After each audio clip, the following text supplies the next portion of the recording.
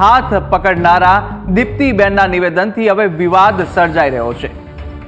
જ્યાં બીજેપીમાંથી ભ્રષ્ટાચાર કરીને કોંગ્રેસમાં જોડાયા ત્યારે દીપ્તિબેન બોલ્યા અને ન્યાય યાત્રાની સભામાં સોંપો પડ્યો છે। ત્યારે બીજેપીને બાય બાય કહેનારા દીપ્તિબેન શું બોલ્યા હતા તે પણ જોઈ લઈએ।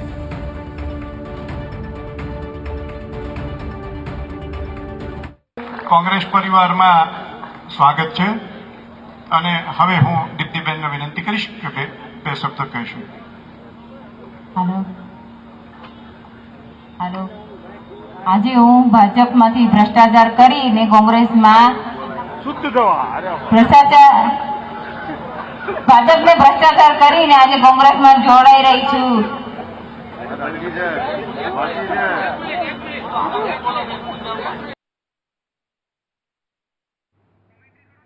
તો જાહેર મંચ પરથી બોલ્યા છે કે બીજેપીમાંથી ભ્રષ્ટાચાર કરીને તેઓ કોંગ્રેસમાં જોડાયા છે અને આ નિવેદન આપ્યું જ્યારે તેઓ કોંગ્રેસમાં જોડાયા દીપ્તિબેન અને દીપ્તિબેન જોડાવાની સાથે હવે વિવાદ જોવા મળી રહ્યો છે કે જ્યાં દીપ્તિબેન વગાસિયા 50 મહિલાઓ સાથે આજે કોંગ્રેસમાં તેઓએ જોડાવ્યા છે અને પાર્ટીનો પક્ષ પલટો કર્યા બાદ જ્યારે તેઓ બીજેપીને બાય બાય કહેનારા દીપ્તિબેન આવ્યા કોંગ્રેસની અંદર ત્યારે તેઓએ શું કહ્યું જાહેર મંચ પરથી તે પણ સાંભળવા જેવું હતું ને તેઓએ સ્પષ્ટ કહ્યું છે કે બીજેપીમાંથી તેઓએ ભ્રષ્ટાચાર કરી અને હવે આખરે તેઓ કોંગ્રેસમાં જોડાયા છે। સવાલ અનેક થઈ રહ્યા છે, શા માટે બીજેપીમાં ભ્રષ્ટાચાર કરવામાં આવ્યો તે જાહેર મંચ પરથી ખુલ્લા કહી રહ્યા છે।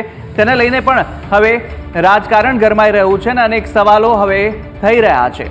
તો બીજેપીમાંથી ભ્રષ્ટાચાર કરીને કોંગ્રેસમાં જોડાઈ જાહેર મંચ પરથી આ રીતે દીપ્તિબેન બોલ્યા હતા। હાથ પકડનારા દીપ્તિબેનના નિવેદનથી હવે વિવાદ છે તે વકરી રહ્યો છે। મહત્વનું છે કે દીપ્તિબેન ભાજપમાં હતા અને બીજેપીમાંથી આજે તેઓ કોંગ્રેસમાં જોડાયા છે, જ્યાં દીપ્તિબેન બોલ્યા અને ન્યાય યાત્રાની સભામાં જ સોંપો પડી ગયો હતો। જ્યારે ન્યાય યાત્રાની સભા દરમિયાન દીપ્તિબેન છે તે કોંગ્રેસની અંદર 50 મહિલાઓ સાથે પોતાના સમર્થકો સાથે જોડાયા હતા અને જ્યારે તેઓ કોંગ્રેસમાં જોડાયા ત્યારબાદ ન્યાય યાત્રા દરમિયાન જાહેર મંચ પર તેઓ જ્યારે ભાષણ આપવા ત્યારે ભાષણ આપતા દરમિયાન તેઓએ કહ્યું કે બીજેપીમાંથી ભ્રષ્ટાચાર કર્યો અને ત્યારબાદ ભ્રષ્ટાચાર કર્યા બાદ હવે હું કોંગ્રેસમાં જોડાઈશું। આ અનેક સવાલ ઉઠાવનારા આ વિવાદિત નિવેદન તેઓએ આપ્યું છે અને આ વિવાદિત નિવેદનને લઈને રાજકારણમાં પણ હવે હલચલ વધી ગઈ છે કે જ્યાં વિવાદ આ નિવેદનને લઈને વધી રહ્યો છે।